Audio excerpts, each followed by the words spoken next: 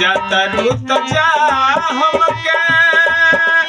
ये गोरिया रे जातरू तो जा हमके चालू बिसार के ले जा तू दिलवा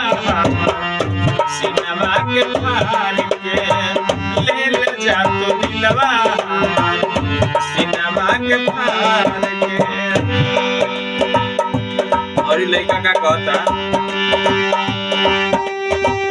के करा से कहबा अपना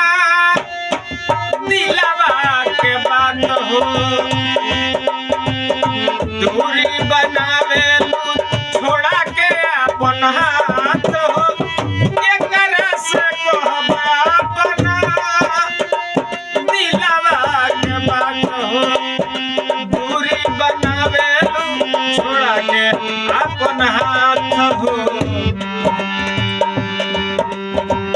खिलल फूलल बगिया के ये गोरिया रे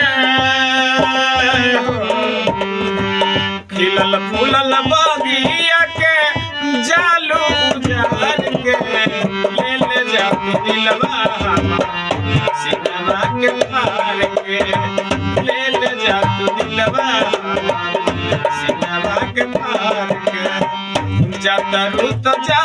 हमके जालू बिसार के जातरू तो जा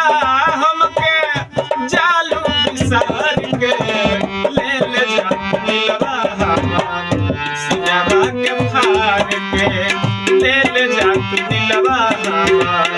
सिनवा के पार के ले जा तू दिलवा सिनवा के पार।